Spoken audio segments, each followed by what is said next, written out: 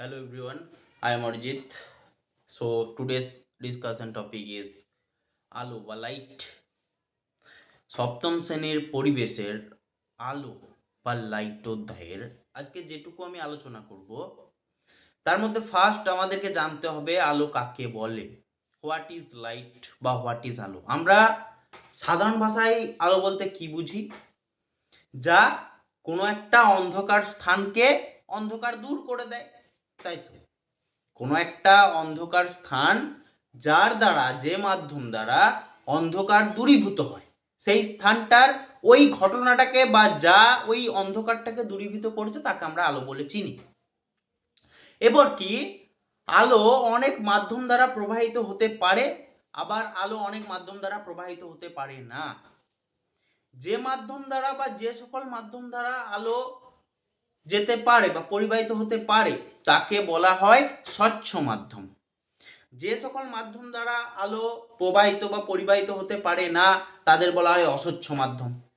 আবার হয় যে কোনো কোনো বস্তু বা কোনো কোনো পদার্থ থাকে যার মধ্য দিয়ে আলো স্বল্প পরিমাণে প্রবেশ করতে পারে, সেটা ঈষৎ স্বচ্ছ মাধ্যম। এই সকল সম্পর্কে আমাদের সবারই ধারণা আছে। অ্যান্ড নেক্সট যেটা হলো কোনো বস্তু, যে বস্তুটার নিজস্ব কোনো আলো বর্তমান তাকে আমরা সপ্রভ বস্তু বলে চিনি, এবং যে বস্তুগুলোর কোনো নিজস্ব আলো নেই তাদের আমরা অপ্রভ বস্তু বলে চিনি। এবার কি কোনো একটা কনসেপ্ট, যে কনসেপ্টটা বোঝার আগে সেই কনসেপ্টটা সম্পর্কে উদাহরণস্বরূপ বোঝাটা খুবই জরুরি।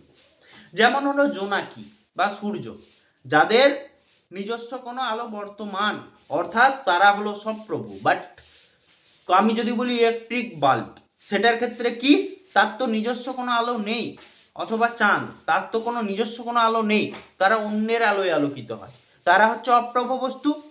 এবার কি একটু আগে আমরা যে সকল বিষয়গুলো জানলাম, অর্থাৎ আলো কি, সপ্রভ বস্তু কি, অপ্রভ বস্তু কি, এছাড়াও আরো যে সকল বিষয়গুলো জানলাম যে স্বচ্ছ মাধ্যম কাকে বলে, অস্বচ্ছ মাধ্যম কাকে বলে, ঈষৎ স্বচ্ছ মাধ্যম কাকে বলে, এই সকল শর্ট বিষয়গুলো সম্পর্কে আমরা জানলাম। আমার আজকের আলোচনা ক্লাস 7-এর পরিবেশ, তাই যেটুকু আলোচনা আমি করব ক্লাস 7-এর বিষয় ভিত্তিকই আলোচনা করব। এটা আরো পরবর্তী হায়ার স্টাডির ক্ষেত্রেও নানান বড় করে বিভিন্ন সূত্র সহকারে আলোচনা করা যেতে পারে, কিন্তু ক্লাস 7-এর সহায়তার জন্য যেটুকু প্রয়োজন আমি সেটুকুই উপস্থাপনা করার চেষ্টা করছি। অ্যান্ড নেক্সট কোনো একটা আলো, সেটা যার মধ্য দিয়ে আসে, অর্থাৎ আমি উদাহরণস্বরূপ সাপোজ এটা একটা কোনো একটা আলোক মাধ্যম, ওকে, এর মধ্য দিয়ে আলো আসছে, মানে এটা হচ্ছে কি, এটা হচ্ছে আলোক মাধ্যম, অর্থাৎ এর মধ্য দিয়ে আলো কোনো একটা স্থানকে আলোকিত করছে। এবার কি এই আলোক মাধ্যম দ্বারা এবার কোনো একটা তল, যে তলে সেই আলোক মাধ্যম থেকে আলোক রশ্মি আসার পর ধাক্কা খায় এবং ধাক্কা খেয়ে স্ক্যাটার্ড হয়, অর্থাৎ প্রতিফলিত হয়, সেই রকম জায়গাও আমরা পড়বো। এবার প্রতিফলন, আলোর প্রতিসরণ, এগুলো তো পড়বো আমরা। এবার কি আলোর প্রতিফলনে আসি, এটা সাপোজ এটা একটা তল, কোনো একটা মাধ্যম দিয়ে আলো আসছে, আলো আসার পর যখন এবার কি আলোটা আসে কিভাবে না, আলো আসে এখানে লম্বভাবে, যেখানে আলোর প্রতিফলন, আলো আসে লম্বভাবে আসার পর তার যে প্রতিফলিত রশ্মি কোন দিকে যাবে তার কোনো নির্দিষ্ট কোনো দিক নেই, সেটা হতে পারে নিচে যাবে, সেটা হতে পারে সাইডে যেতে পারে, অর্থাৎ এর কোনো নির্দিষ্ট দিক থাকে না। অর্থাৎ আলো আসার পর আলোটা কোন দিকে প্রতিফলিত হয়ে ফিরে যাবে সেটা বলা যাবে না, এটা হচ্ছে আলোর প্রতিফলন।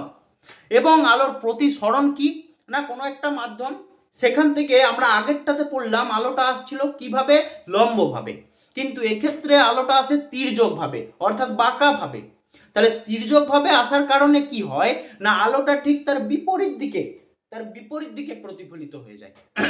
এই ধারণাটাকে আমরা আলোর প্রতিসরণ বলেছি। এবার যে মাধ্যম থেকে আলোটা ফার্স্ট প্রতিস্থাপক স্থলে ধাক্কা খাচ্ছে, ওই রশ্মিটাকে বলা হয় আপতিত রশ্মি। সেই আপতিত রশ্মি তার প্রতিস্থাপক বা প্রতিসারক তলের সাথে যে কোণে অবস্থান করে তাকে বলা হয় আপতন কোণ। অ্যান্ড নেক্সট ওই রশ্মি আসার পর যখন স্ক্যাটার হয়ে ফিরে যাচ্ছে, সেই রশ্মিটা যদি আমি সেটাকে বলি, সেটা হচ্ছে প্রতিসৃত রশ্মি। সেই প্রতিসৃত রশ্মিটা সেখানে যে কোণে অবস্থান করছে তাকে বলা হয় প্রতিসরণ কোণ। ওকে, এইসব সম্পর্কে আমরা জানি। অ্যান্ড নেক্সট কি, কোনো একটা বস্তু, যে বস্তুটার আমরা আগেই বললাম যে বস্তুটার নিজস্ব কোনো আলো বর্তমান, তাদের আমরা সপ্রভ বস্তু বলে চিনি, তাই তো। এবার কোনো একটা সপ্রভ বস্তু বা সাপোজ আমাদের সূর্য, সেই সূর্য থেকে যে তাপ আসে, সূর্য থেকে তাপ আসার পর আমরা যদি অ্যাকর্ডিং টু জিওগ্রাফি আমরা জানি কি, যে সূর্য থেকে তাপ আসে টোটাল 100%। টোটাল 100% তাপ আসার পর সেই 100%ই কিন্তু আমাদের ভূপৃষ্ঠে থাকে না। সেই 100%-এর মধ্যে প্রায় 34 বা 35% তাপ আমাদের মহাকাশে আবার ফিরে চলে যায়, যেটা আমরা অ্যালবেডো বলে চিনি। এবার আমরা কি জানি, ওই সূর্যের বাইরের উষ্ণতা প্রায় 6000 ডিগ্রি সেলসিয়াস। সেই 6000 ডিগ্রি সেলসিয়াস টেম্পারেচারের 200 কোটি বা 220 কোটি ভাগের 1 ভাগ মাত্র আমাদের পৃথিবীকে এসে পৌঁছায়।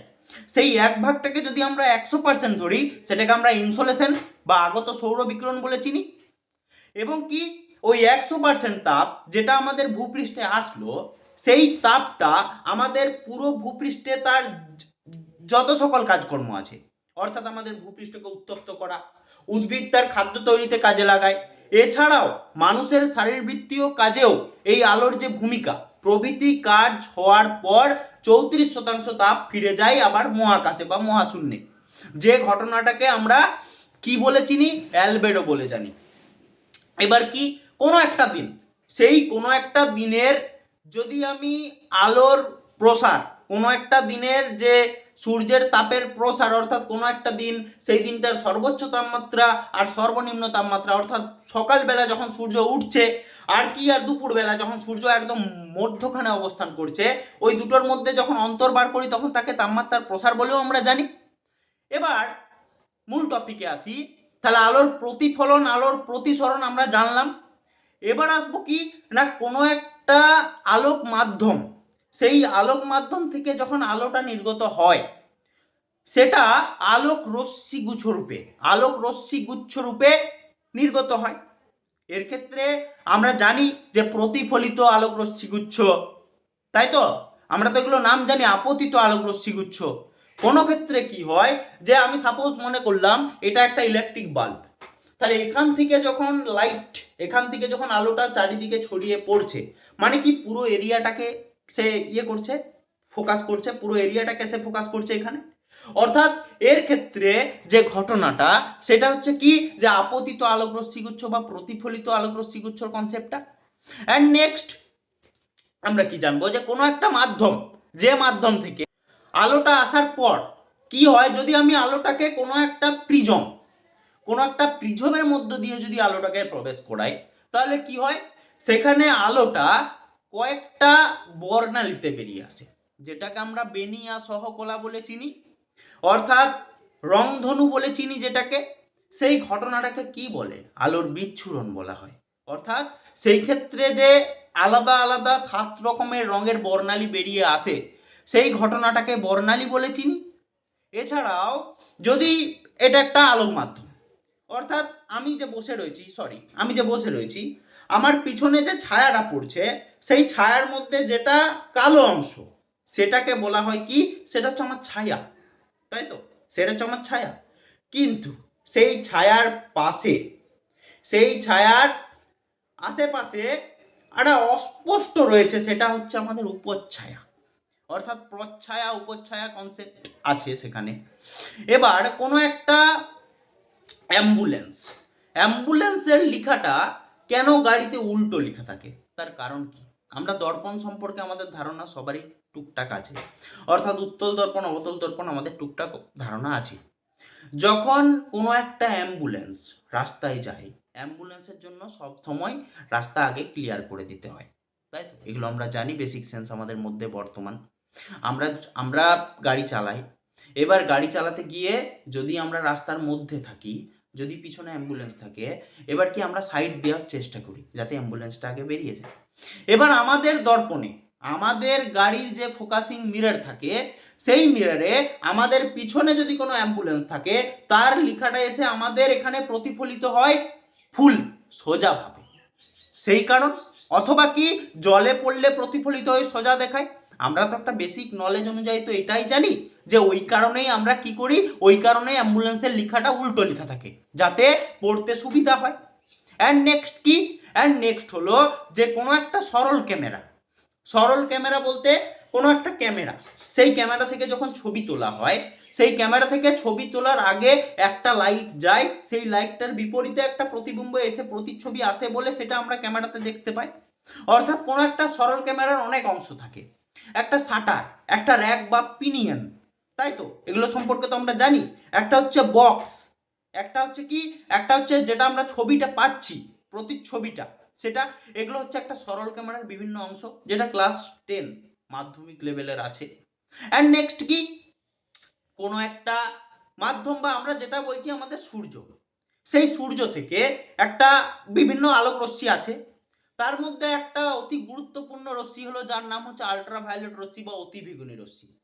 সেই অতিবেগুনি রশ্মিটা যখন আমাদের পৃথিবীর সূর্যের থেকে আমাদের ভূপৃষ্ঠে আসে, আমরা জানি আমাদের বায়ুমণ্ডলের কিছু স্তর বর্তমান, সেই ভূপৃষ্ঠ থেকে 10,000 কিলোমিটার পর্যন্ত বা তার ঊর্ধ্বে বিভিন্ন স্তরের মধ্যে যে বায়ুমণ্ডলের দ্বিতীয় স্তর অর্থাৎ স্ট্র্যাটোস্ফিয়ার, সেই স্ট্র্যাটোস্ফিয়ার স্তরে কি হয় না, সূর্য থেকে অতিবেগুনি যে রশ্মিটা আসে সেই অতিবেগুনি রশ্মিটাকে আটকে নেয়, সেই জন্য আমরা এই আমাদের স্ট্র্যাটোস্ফিয়ার স্তরটাকে প্রাকৃতিক সৌরপর্দা হিসেবে চিনি।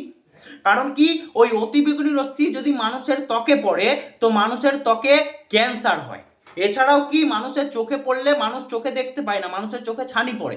এগুলো আমরা জানি যে অতিবেগুনি রশ্মিটার কিছু সুবিধাও আছে আবার কিছু অসুবিধাও গুরুত্বপূর্ণভাবে বর্তমান। এবার কি, এই অতিবেগুনি রশ্মি অর্থাৎ সূর্য থেকে আগত বিভিন্ন রশ্মি, ওই রশ্মিকে কাজে লাগিয়েই আবার আমাদের যে ভূপৃষ্ঠ, সেই ভূপৃষ্ঠের যে উদ্ভিদ জগৎ, সেই উদ্ভিদ জগৎ সেটাকে কাজে লাগিয়ে তারা তাদের পাতার পত্ররন্ধ্রে খাবার তৈরি করে, অর্থাৎ সেখানে তাদের খাবার তৈরি হয় যেটা আমরা গ্লুকোজ নামে চিনি সালোক সংশ্লেষ প্রক্রিয়া দ্বারা। অ্যান্ড নেক্সট এক্স রে, বর্তমানে ওই এক্স রের ভূমিকা যদি আলোচনা করি, অর্থাৎ এই এক্স রে যেটা ডাক্তারি ক্ষেত্রে খুবই ব্যবহার হয়, অর্থাৎ ছবি আমরা বলি না এক্স রে করা, অর্থাৎ সেটা কি, সেটা আসলে এক্স রে একটা রশ্মি, সেই রশ্মিটা মানব শরীরের ওপর পাঠানো হয়, সেটা দেহের ভেতরে প্রবেশ করতে পারে না, সেটা দেহের ওপরে। ওকে, সেগুলোর প্রত্যেকটা রশ্মিরই কিছু প্লাস পয়েন্ট অর্থাৎ কিছু সুবিধা এবং প্রত্যেকটা রশ্মিরই কিছু অসুবিধা বর্তমান। আমাদের পৃথিবী পৃষ্ঠে আমাদের সূর্য থেকে আগত যে অতিবেগুনি রশ্মি, সেটার গুরুত্ব সব থেকে আগে পড়া উচিত for all of you class 7 batch guides. Okay, and next কি না, এই আলোর আমাদের জীবের শারীরবৃত্তীয় কাজে কি কি ভূমিকা পালন করে থাকে। আমাদের আমরা মানুষ আমাদের বেঁচে থাকার জন্য এই পৃথিবীতে সূর্যের আলো খুবই প্রয়োজন, তাই তো। যদি গাছ খাবার তৈরি না করতে পারে, অর্থাৎ স্বভোজী পরজীবী মৃতজীবী কনসেপ্ট আমরা সবাই কম বেশি হলেও জানি, গাছ খাবার তৈরি করার পরেই মানুষ খেতে পায়, ঠিক আছে, গাছের পাতায় খাবার তৈরি হয় বলেই তো মানুষ খেতে পায়। লিন্ডেম্যানের 10% সূত্রতে তো আমরা জানি প্রাণীরা খেতে পায়। তাহলে কি, কোনো একটা উদ্ভিদ জগৎ, সেই উদ্ভিদ জগৎটাকেও সুস্থির করে রাখার জন্য সূর্যের আলো প্রয়োজন, অর্থাৎ বিভিন্ন জীবের পৃথিবীর ওপর বসবাসকারী বিভিন্ন জীবের বিভিন্ন শারীরবৃত্তীয় কাজের ক্ষেত্রে এই সূর্যের আলোর ভূমিকা অপরিসীম। ওকে, ক্লাস 7-এর আলোর অধ্যায়ে কিছু যেগুলো বাকি হয়ে গেল, অর্থাৎ আলোক বিন্দু উৎস, কোনো একটা যেটা আলোক মাধ্যম আমি বলতে পারি, ছায়া প্রচ্ছায়া, সপ্রভ অপ্রভ, স্বচ্ছ মাধ্যম অস্বচ্ছ মাধ্যম, এছাড়াও যে কনসেপ্টগুলো এখানে আলোচনা করা আছে, অর্থাৎ অ্যাম্বুলেন্সের লেখা উল্টো থাকে কেন, আলোর প্রতিফলন, আলোর প্রতিসরণ, বিচ্ছুরণ, বর্ণালী, একটা সছিদ্র সরল ক্যামেরা, অ্যান্ড যেটা অতিবেগুনি রশ্মি, সবই আলোচনা করলাম। আমার ক্লাসের যদি ক্লাস নোট কেউ নিতে চাও, আমার নিচে দেওয়া ডেসক্রিপশনের নাম্বারে কল করতে পারেন। Thank you.